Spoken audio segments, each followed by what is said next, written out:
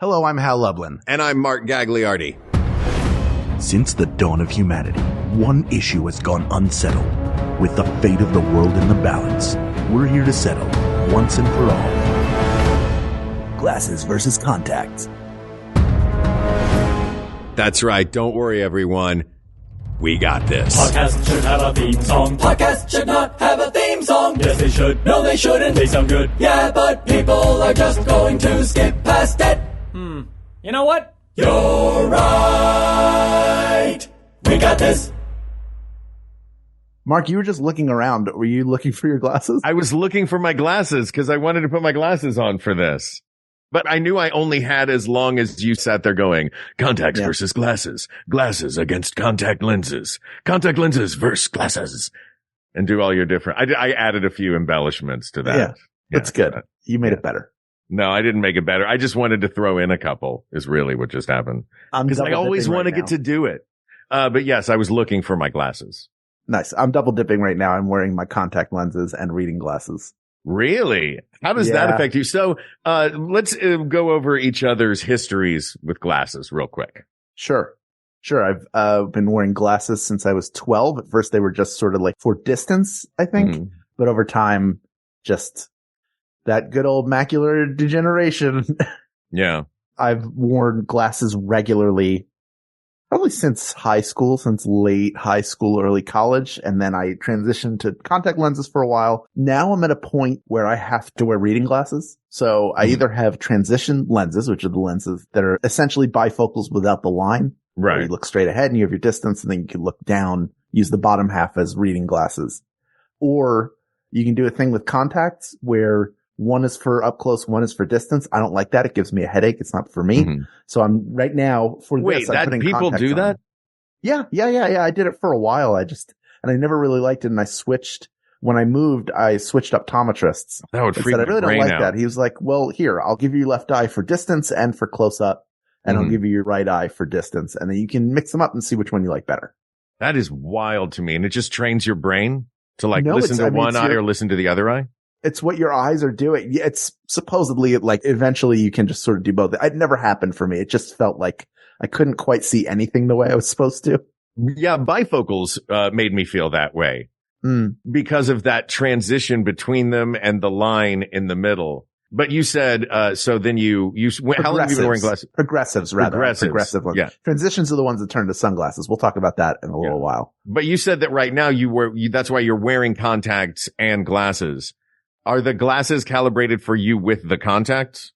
No, reading glasses you can just buy over the counter. He was like, just get whatever this is, plus 1.5, whatever it is. So like now, if I look to the side, everything's kind of blurry, or like it's under a magnifying glass. But if I take these off, perfectly clear. Everything I would say, let me see the point at which it gets kind of blurry is it stops maybe like 2 feet out, foot and a half. Okay. My face, I can see just fine. Other than that, like for cell phone, I need this. So I'm going to go, I have a doctor's appointment after this. I'm going to probably take this with me. I'm going to try it because driving is no problem. You're looking out. You can see everything just fine, but up close. Interesting. Man, it sucks getting old. That part sucks. Look, man, I just got my first pair of glasses, several weeks ago. I love having glasses. Yours look great. Thanks, buddy. Yours look great on you. Now, yours is kind of one that I almost got was a similar style to the one that you just had on. Oh, these that are framed on top of them. But yeah, these are like, you order like 20 of them at a time on Amazon.com. I don't know why I just said .com. You know what Amazon is. Yeah. For like $10. I didn't even realize that. Yeah. Oh, if I have plus this, all I have to do is just get a pair of those that are plus that. Oh, then I can just buy them at Walgreens and I don't have to worry about sitting on them. But I got my far away driving at night. Let's just sharpen everything up a little bit. Glasses. Yep. That's what Jennifer has. She's night driving glasses. I'm so excited about them because I have wanted glasses since I was a little kid. I always thought glasses were the coolest. Everybody always had you could show your personality off through the frames. This is a big vote in favor of glasses for me, is just this childhood notion that I always thought they were cool. So it was a aspirational thing to I was like, oh man, I wish I needed glasses, but I'm realizing that's, wish having, how do I want to put this? Dependence on we'll talk about this for contacts, a prosthetic technically is what a contact is. I don't know if glasses are, but there's something that you put on you to aid you, which I had never had before like that. They'd both be prosthetics then. Glasses would also be a prosthetic. Put it like just like a knee brace, I guess would be counted as a prosthetic by that definition. Yeah.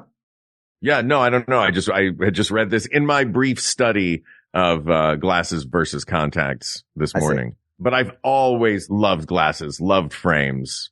I had a great time picking mine. I did the whole bring 5 home with you and pick one of those. You know what I mean? Like that. It was delightful. And I was looking around now because I like wearing them. I'll put them on sometimes just as an affectation because I like the outfit I'm in. I'm like, these would look good with that outfit. And it makes my vision just because my prescription is so small. It's like the smallest you can get. Right. To where technically it's not a costume now. Yeah. That's how small my prescription is. Yeah. Glasses definitely can be a fashion statement. Mm-hmm. And, you know, if you see cat's eye glasses, you automatically think of the 50s and 60s. Like it just puts you there. So glasses are you know what glasses looked like in the 18th century, in the 19th century. Those styles are very, very specific. Yeah. All the way through to modern day, just how glasses have changed over time. And some people figure out a style they like and just stick with it. They never really kind of change it up. I've changed glasses a bunch of times. In terms of style, the original ones were Garfield frames that had like the little bar on top. It looked like amazing. Oh, wait, the whole frame was Garfield or was just like a little Garfield on the side? There was a little Garfield on the arm that you can only see from the inside. Like the worst branding deal you could possibly have. Like the commercial's like Garfield lenses. It's your secret. Nobody will know you're wearing the laziest cat ever on the inside of your glasses. And friends. You're the friend. The one and only friend. Don't tell anyone Garfield's in here. Do you have a lazy eye? Get the glasses with a lazy cat. Your eyes will be feasting on these frames like they were a hot pan of lasagna. But never on a Monday. Never on a Monday. Yeah, that's just for the kid to be like, I'm wearing Garfield frames. Yeah. That's the coolest thing when you're just getting into middle school. Yeah. When you're just figuring out your social status. Hey guys, I got my Garfield glasses. You want to see them on the inside? And it says the name in his logo style. I mean, look, if they're on the inside, great. That's your secret Garfield. Did you betray Garfield? Did you betray your secret? No, you betrayed your secret Garfield? No, I did not betray secret Garfield. Now that I think about it, I wonder if there wasn't a picture of Garfield, but just Garfield written in which is way more hilarious. I'm sure there was like his face or something or him sitting there. Everything looked like it had a Garfield, the Hollywood sign in the background. Yeah. Exactly. Oh my God. There is a thing about glasses though, going back to it being like this thing that you add to yourself to aid yourself. Mm-hmm. There is such an elegance to a pair of glasses. You mentioned how styles have changed throughout the years, but I think a great thing about glasses is just how simply they work. Sure. Yeah. I think it's just they're a cool, fun thing. You can you can take them on and off. They're easy. You see where I'm going with this by contrast to putting a thing in your eye, Hal. Well, contacts have a plus and a minus, right? I can't put a thing in my eye. Oh, they have so many pluses. Your eyes. I don't want to touch my eyeball. That is everybody that's had it forever says it's the easy part. It's surprisingly easy. You get used to it very quickly. But walk me through, like, how did early Hal feel about putting this thing in his eye? How old were you when you got them? How old were you? Maybe 19, 20, 21, somewhere around there.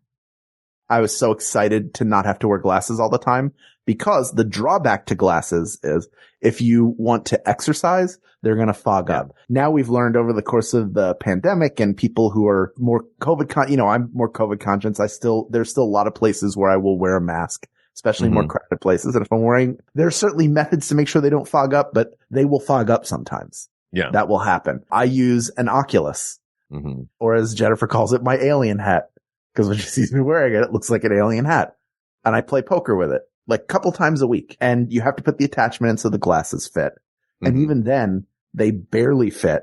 I have the Quest 2 or the Meta Quest 2 rather. It's Meta now, but the glasses barely fit in there. Sometimes when I take it off, they stay in and I have to like shake it to get them out, and they get sweaty and smudged almost immediately. So there are a ton of inconveniences to a pair of glasses. If you don't have transition lenses, for those of you who don't know, are lenses when exposed to sunlight, they become sunglasses. And then when you go back inside, they shift back. They transition back to regular glasses. I had them in 1996 when the technology was relatively new. So they would become sunglasses right away. And then you would go inside and slowly it would go back. Like they look like, dude, for wrestling I remember fans, these Monsoon's glasses. Like you would they would take forever to transition back. Yeah. I had a friend who, when we would come back from lunch, it would look like he was wearing sunglasses all day. And then it would just slowly turn back. And they're supposedly better now. My dad has them and they do go back really quickly, but I was burned so bad the first time that I've never gone back. God. I have prescription sunglasses. So I just do that, but you don't need a second pair. Like it's nice to be able to put sunglasses on. Like I haven't worn contacts in a while because glasses are also just easier. Contacts also, you do have to put them in. You wash your hands, put them in your eyes. At the end of the day, you have to take them out. If you wait too long, they can get a little sticky because you just, your eyes dry out or whatever. Can I tell you this? I would always do that. You would leave all them in? the time. Well, yeah, I would always forget and leave them in. They do make some, I think, that are overnight. I have 1-day disposables, so I don't have to deal with, I used to have all different like types of kits and stuff for, you put the contacts in, you'd have them they were like 2 weeks, gas permeable, they were soft, they weren't rigid. So you'd have to put the solution in, you wash it, then you put it back in your eye, and it's like it's just obnoxious. There's really that seems like a lot. Amount of maintenance. I can use. See, what they should make is instead of 1-day disposables, 1-day dissolvables. And then by the end of the day, you just cry them out. Have yourself a good cry at the end of the day. Cry them out. Yeah. Just cry them out, man. You just, at the end of your day, do something cathartic and then let those tears just wash your contacts right away. What are you grabbing? I was grabbing, if you want to clean your glasses, you have this microfiber cloth. Much easier to clean on any pair of glasses, and the solution you can spray them with. I have like wet and dry wipes, but they're just easier to clean. You do have to clean them way more often. Yeah. That is an issue as well, but contacts are convenience. And they're also, when you're a kid, when I was a kid, I didn't want to wear glasses. Not just because, I don't know. I don't know what it was. I don't know if it was like nerds wear glasses. I think that's dead. I believe that's dead. Everybody has to wear glasses now as we all physically deteriorate much faster than we did. Or we're more aware of the deterioration than we ever were. But it's like Unforgiven. The kid needs glasses and won't wear them. Oh God, so I don't remember that. He can only shoot people who are up close. He can't shoot from far away. Oh, yeah. That's such a great video game version of a fault for a character to have. Yeah, but you can only shoot 2 feet in front of you. You can only roll this much to get, too far away. You can't see who they are or anything. Oh my God. Yeah. All this to say, this may have been happening for a very long time, but there's something about like, I don't want to need glasses at 12 years old. Yeah. I was thinking that, like, as you were talking about your history with glasses, for me, because it's something I've always wanted and not needed, and now I need them a little bit, so I'm excited to have them. You, from an early age, were getting away from them, or wanted to get away from them. Yes. So like, for like historically, glasses saved your vision, right? So there's the savior, but the savior comes with all of these burdens, and contact lenses for you were the freedom from that burden. You know what I mean? Like it was like taking something off that you'd always had to wear. You talk about, now you can play basketball. Now you can use your Oculus. Now you can do all of these different things because you were now free from the glasses. Right. So I don't know. I don't know where to go from there. I just think that's an interesting connotation. I also missed my window for LASIK surgery. I mean, I could get it now, and it would make my vision better. I talked to this optometrist and I said, I've been told I'm a good candidate for LASIK. It's like, yeah, you are. You can get LASIK. But at this point, you would still need reading glasses. So I'm now at a point where I can't escape glasses. The age where I could have done it and had a good 10 years of perfect vision are gone. And it was always too expensive. Like it's never the right time. Yeah. Right before we got married, I went to the Seal Eye Center, which is where the Lakers go. It was like a very fancy place. And I forget what it cost back then, but it was way more money than we had to spend on that. I will tell you right now, if there was a surgery where I wouldn't need reading glasses and I could get 10 to 15 years of perfect vision, I would take that in a heartbeat. Who knows how long it will take before they have one of those? True. But it also, you know what? Let's take a break. When we come back, I want to talk about the eye examination process.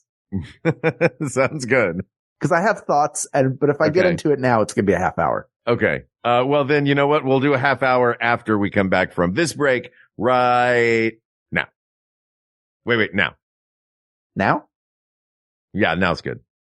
In 1979, singer Miki Matsubara cut Stay With Me, a love song that hit big in her home country of Japan.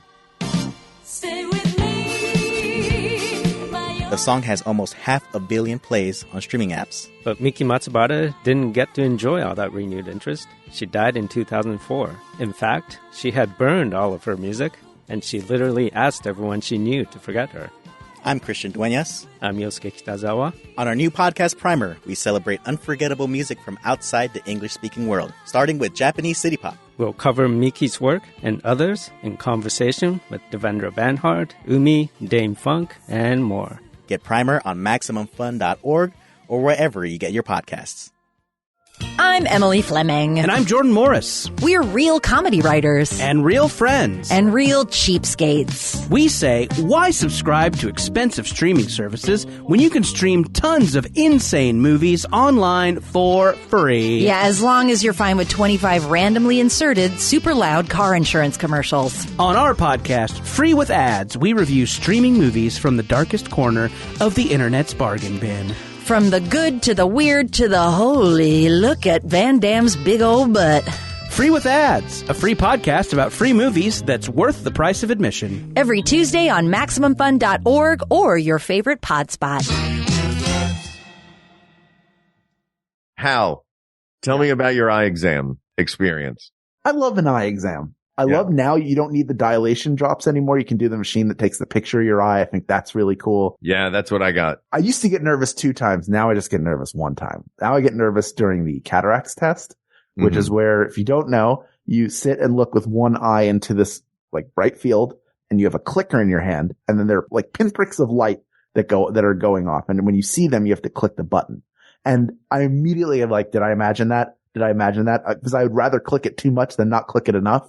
And have them go, well, guess what? You didn't see it. It went off 9 times while you were just sitting there asking me if it was going to start.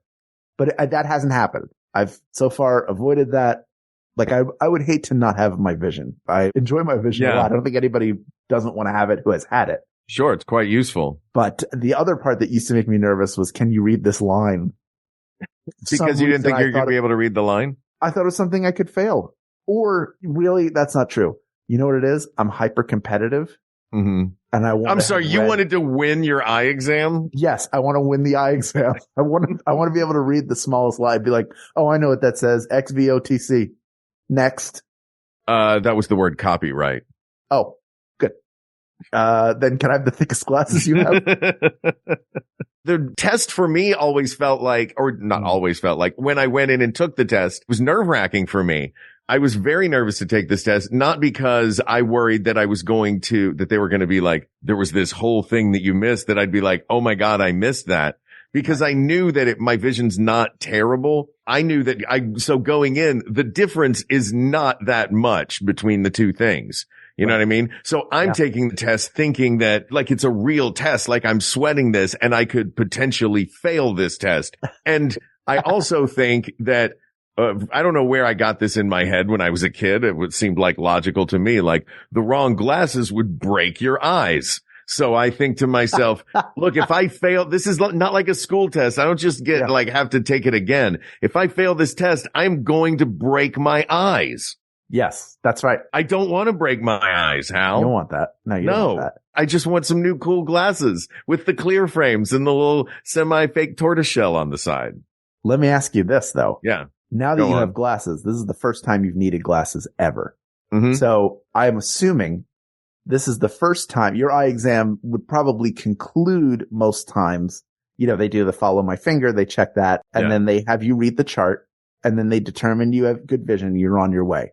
For mine, it was a lot of binary choices, and they were so similar. Look, we have spent our podcasting career taking very similar binary choices and picking one over the other through a process. For me to just sit there with something that's a tiny little bit, maybe blurrier, I don't know, on any given day, either one of them could be the winner. Right. But to just have those choices over and over again, I don't know, I got maybe 40% of them right.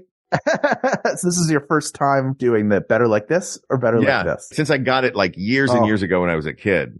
That's my favorite part because I go in. Last time I went in, I was like, I'm convinced I need a new prescription because I'm not seeing as well as I want to see it. I want everything to be super crisp. Right now, I look out. I can tell you everything on the people across the alley. And then like it's an alley and a parking lot and then terraces. I can tell you what's on everybody's terrace because I can see it perfectly. Damn. And with the glasses, I can see it, but it's, you know, glasses get dirty, lenses get dirty over time. You clean them as much as you can. So I was convinced, and we were doing the better like this. And I'm seeing every slight change that's better. Oh no, this is better. Go back to that one. Like that's my time to shine and like you're really having it your way. And then at the end of it, he goes, yeah, you don't need a new prescription. I'm like, well, what the did we do all that for then?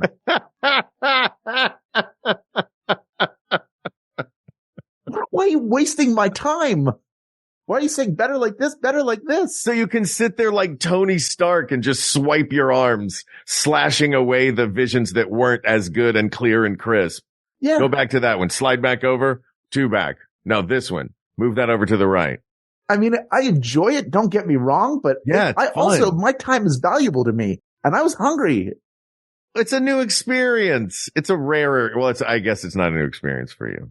No, it wasn't a new experience, but I really was expecting this is the time I'm going to need new glasses. And I did not need new glasses. I felt betrayed by my body and by this very nice doctor who I really like and I look forward to seeing again. And I don't know when my next appointment is. I think it's soon. Hey, this doctor could have made up that you needed a bigger prescription, but that doctor didn't. You know what I feel bad about?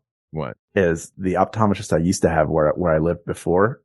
I didn't tell them that I was moving. And so they still call. They're like, you have an appointment. Just a reminder. We look forward to seeing you. It's important to come in. And I still don't know after 3 years how to tell them. Write them a postcard. I don't know. I can't because here's the thing about a postcard. A postcard is very personal and it means not very much information can fit on there. It's the right amount of space for the information of thank you. I've moved. But yeah, moved. Got new optometrist. Bye.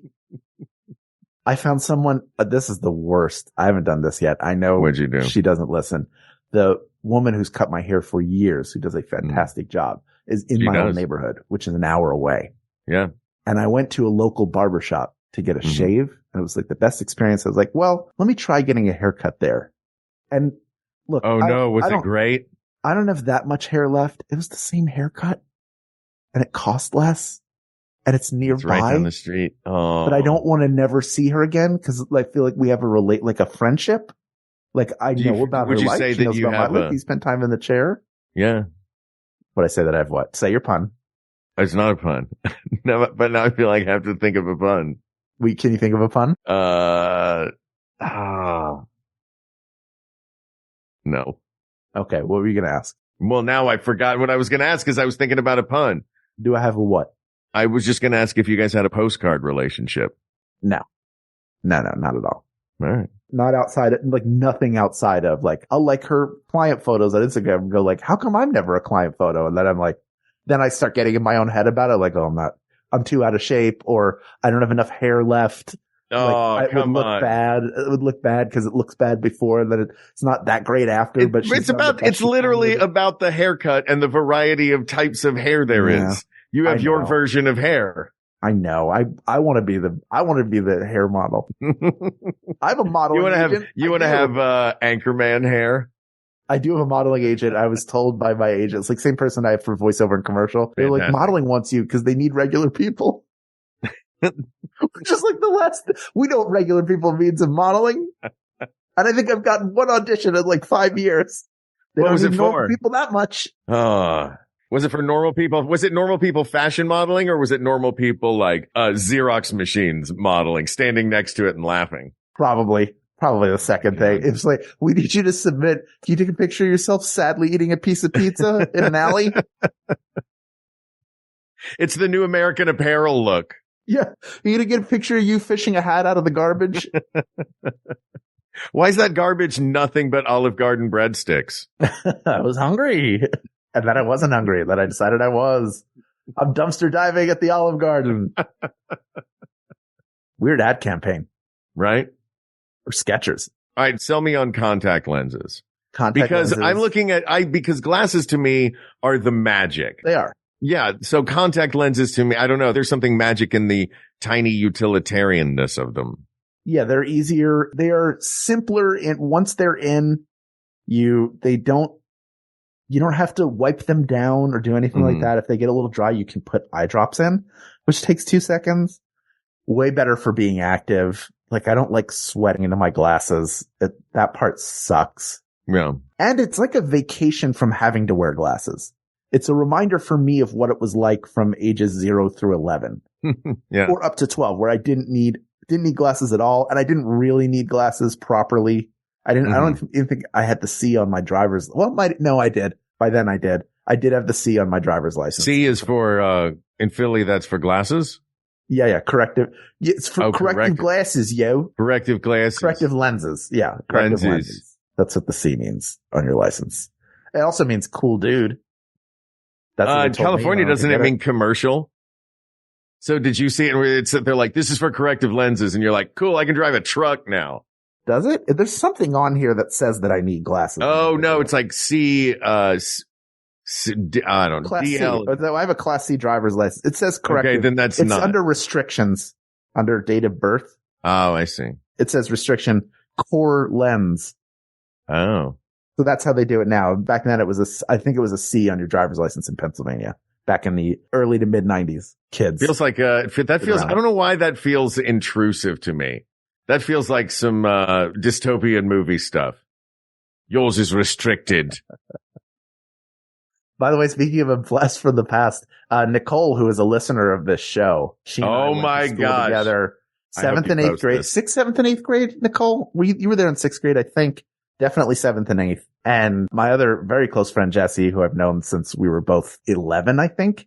11 or 12. We were both, I was 12, he was 11. Because his birthday. You just started wearing glasses. I'm telling you facts you don't need. I wasn't wearing I didn't need to regularly wear glasses at this point. So I was unglassed at the time.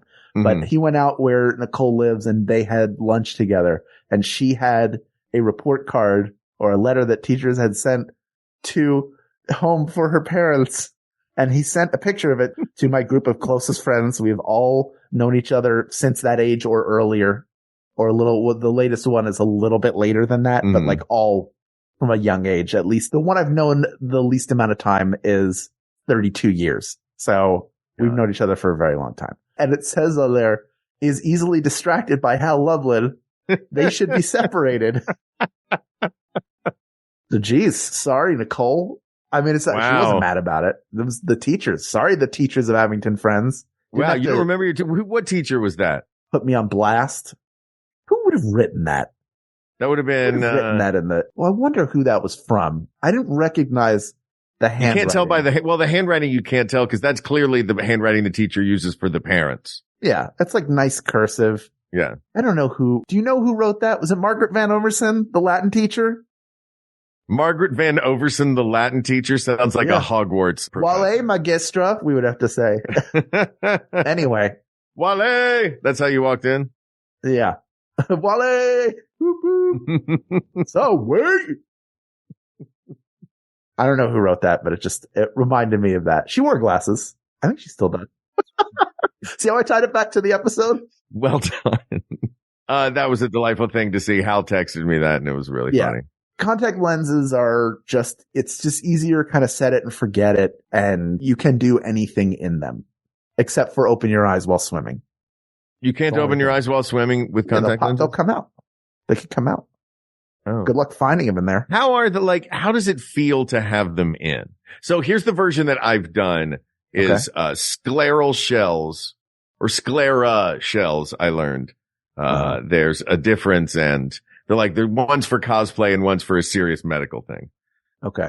But, I've worn a sclera shell to play Croach when I did the full makeup version of Croach. Right. You did. So I had these black sclera shells, and that was uncomfortable after a while, but they were also huge. It wasn't as terrible as I thought it would be. Like over the course of a day, they stay in place. It's a sticky thing. Like if they shift, you just sort of like go like that. You close your eyes and sort of work it around, and then they get into place. But you also don't want to go like rub your eyes, because that will move them out of place so that they can come out. Yeah. So you don't feel them really at all. Eye stuff has always given me the heebie-jeebies.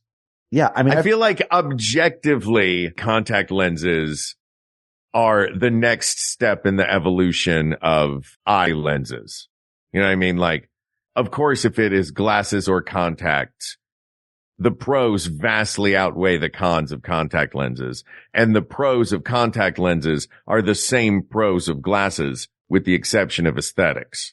Yes. I would say glasses. The reason why glasses will probably never go away is because there's such a strong sense of self-expression. And there are people for whom contacts are not, like if there were progressive contacts, I would get those. Yeah. I don't know if maybe they exist. I don't know. What do they? Let's see. I'm going to look. You know, it's funny go ahead. While you are looking that up, that's one thing that I was going to mention is the variety of lenses that you can have with glasses. You talked about transitions. You talked about progressives. You talked about bifocals. You talked about all different kinds of lenses, and having those with, I don't know if those exist in contact form. I know definitely progressive sunglass lenses don't exist in contact form, because everybody would and should be wearing eyes that turn into sunglass eyes when you go outside and then turn back into regular eyes in the daytime, or like turn blue. Dude, could you imagine if your eyes turned blue in the sun or brown in the sun and the opposite indoors? Yeah, I mean, I'm sure those exist. They have to exist in some way. Did you not find it? But it also involves you have to go outside and stare at the sun. You really want to do that? Hey, you too can stare at the sun and be president of the United States. Might as well be staring at the sun. Dun, dun, dun, dun, dun, dun, dun, dun, dun, dun, dun. I have to talk to they do exist, by the way, bifocal and multifocal contact lenses. I don't know why. They've been around. At least the article I saw was from 2022, which is when I saw my eye doctor. I don't know why they weren't mentioned. How do they stay in the right orientation? Well, that's a good point. I think you probably have to put them in the right way. Like on my contact lenses, there's like a little, like almost like a hash mark so that you knew where the top was, and you can go, and you don't see it when you're looking out. What keeps them on? Suction? Yeah, they sit on your eye. Your eyeball has moisture. It has moisture, and it's there. When you want to take it out, you open, and you don't have to touch your eyeball at all. You're really only touching the contact lens and going. I guess I think that once it's on there, for some reason, the image that I have is that it can slide around like that littler ball on BB-8. Like your contact's just going to slide around your eye. It can a little bit, but that doesn't happen. If it happened that often, nobody would wear them, because what would the point be, right? You would exactly. If you're looking straight ahead, then they work. But like the distance I'm from right now, we're on Zoom. I can see you perfectly clear. Your name is like a little bit fuzzy. If I get closer, it's fuzzier. If I pull back, it's better, but I can see you just fine. I would love to try bifocal lenses. I'm a little bit mad at my doctor didn't suggest them. Maybe they don't carry them, but email your doctor that image. Oh, I'm phone calling my doctor. I'm not. Oh, I'm telephonically speaking with them. Oh, this is exciting. Yeah. This episode might lead to you getting, multifocal contact lenses. Yes, it might. I at least want to try them. Call them right now. Wait, let me figure out who they are. I have to look them up. I don't remember who they are. All right. You want me to call them on the air? I'll do it. Yeah. Call them on the air. Let me find. Okay. All right. See where they are. Let me just figure. I have to use the address to figure out who they are. Ah, there we go. Okay. I got it. All right. I'm going to call right now. Okay. Yes. Hi. I'm a patient there. My name is Hal Lublin, and I wanted to see, do you have, or does the doctor sell, or can he order multifocal or bifocal contact lenses? Okay, great. Can I make an appointment to come in next Friday? Is that possible? Is it possible to do something around 2? Rock and roll. Let's take it. Say rock and roll one more time. Lublin? Lublin? Say rock and roll one more time. Yes. Yeah, VSP. Yeah. Magic. All right. Great. I have it. Rock and roll. All right. Bye-bye. Well, hell. Fantastic. Now I was in your ears, right? Yeah. This is a good game. I know now that I know this game exists. So there you go. Now I have an appointment. I will go and get these contact lenses. I'm very excited. Very excited. This is great. I don't forget if I talked about it with him or not. He's like, you don't need those. But, I'm only like 5 months off of when my eye appointment was. Might as well just go now and look into it. Because I can say I've tried the five contact lenses you gave me, and I think I want to try multifocal. Well, then I'm excited that this facilitated that for you. It did. It did. With all of this, as excited as I am about those contact lenses, I think that the glasses are better. Yeah? Why do you think glasses are better? I like the way I look in glasses. I think I'm a handsome guy. I think my eyes are maybe my best feature of my face. So part of me likes having them out and about because they're clear blue but I think glasses, I look good in glasses. I've gotten used to it. They're comfortable. They're a lot easier you don't have to take them out and put them in. Like I don't have to worry about taking them out each night. They just come on. Like they're much simpler. The maintenance is a lot simpler. The technology around it, I think, has improved at a more rapid rate in terms of transition lenses, progressive lenses. Yeah. That those continue to get better and better. And I think the personal style expression is a really big one that seems to be something that you've sort of attached to with it. Yeah. For me, it's that perfect marriage of technology and style. It's form and function, and the lenses being the function. And that technology, as you mentioned, getting better and better and thinner and more precise and more varied, and different technologies about the UV rays, all these different things that come from the lens itself changing with technology. Then the form of it changes with style and fashion. Like that has pretty much remained the same from, I don't know, the 1750s. When did they add arms to glasses? Yeah, it probably would have been 1290 was the first proper eyeglasses. Yeah. But yeah, like that hasn't really changed. And it can vary so much through the years, through styles, through looks on both a micro and a macro level. You know, as a society, the way glasses look changes over time. As an individual, the way you choose your glasses changes over time. Yeah, I think it's a perfectly elegant piece of society is the eyeglasses. Yeah. And I think it says something about, it's an expression of the person in the sense of some people just wear the same glasses for their whole life. And so that maybe says that's something that they're comfortable with, or they may not be as open to change as opposed to people who are constantly changing their frames out because they're more experimental and they like to try a bunch of different looks. Not that one is better than the other. It took me a while to find the glasses that I like the best, and now I have a pair.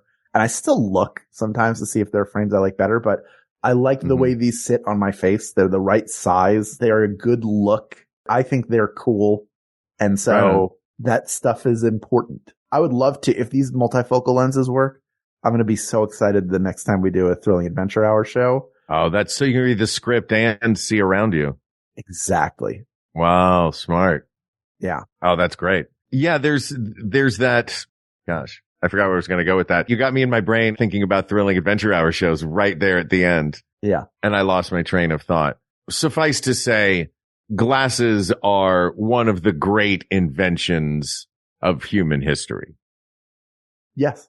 And what we are dealing with in this episode is no less than one of the greatest inventions in human history and its current technological superior. In that technological superior, it is the absolute most state-of-the-art version of what the technology can do, which is what the lenses have always been.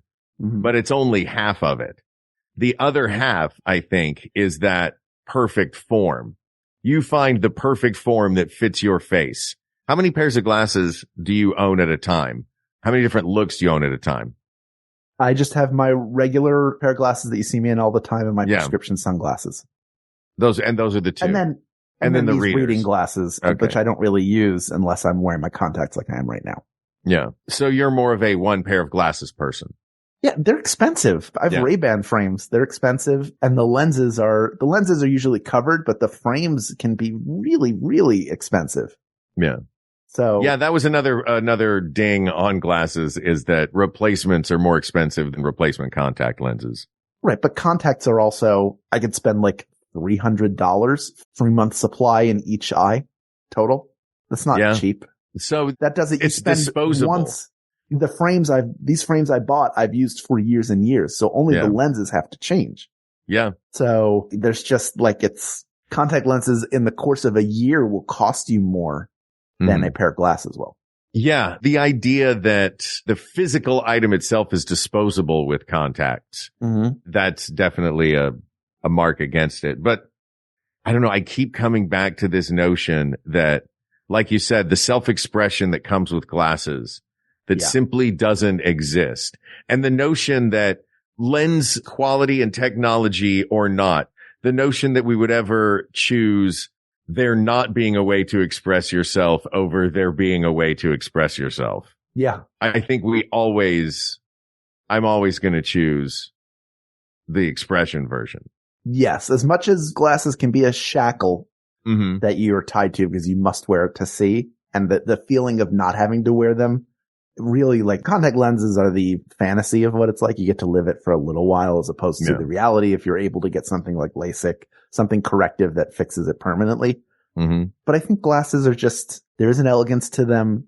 They can mean a bunch of different things, and they're accessible to everyone. Not everybody can wear contact lenses. Yeah. Contact lenses for you would make no sense. You're going to put them in at night to drive? Yeah. Yeah. They're an easy thing for me to take on and off. Yeah. People of the world, your eyes are precious. Take care of them. Eat carrots. That's, I think, the main thing you're supposed to do. Yeah. I've watched cartoons. And seen your posters. eyes will be fine. Bugs Bunny has 10-10 vision. That's how good it is from eating all those carrots. People don't know that, but it's true. Contact lenses are great. They're disposable, 2 week, whatever, but they don't top glasses. Glasses are just better. They're cool. They can mean anything. You can put on different pairs, just like that Reading Rainbow episode, the greatest Reading Rainbow episode with the hat store where you put on hats and you get transported places. Glasses are the same thing. Glasses can turn you into a different person character wise for Halloween, or just as you evolve as a person through life and you want to take on a new look. Glasses are there for you in different forms. So glasses are better than contacts. Asked and answered. Thank you to Frank Doodle Willis, by the way. Yeah. Greatest name for suggested that. Thank you, Frank Doodle Willis. This topic is close, but there are many more topics to discuss. So please reach out to us via email at our email address, wegotThisPodcast@gmail.com, or you can follow us on places like YouTube and Twitter. We are at We Got This Podcast there. You can go to our Facebook group, share your favorite pair of glasses or glasses you like, or if you wear contacts, talk about that too. It's only the greatest place on the internet, facebook.com/group/We Got This Podcast. So subscribe to the YouTube because we're going to put content out there, but really follow us on Instagram. We are at We Got This Show.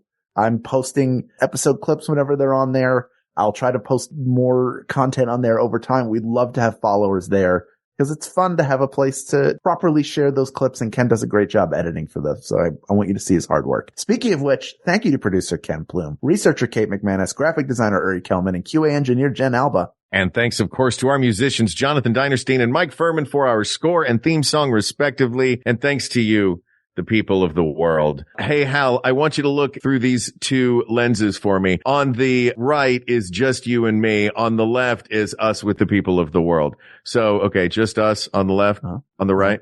Okay. And now this is, on the left, us with the people of the world. Okay. Yeah. Yeah. Better on the left. Better on the left. Yeah, I thought so. Thank you. Thank you. Thank you.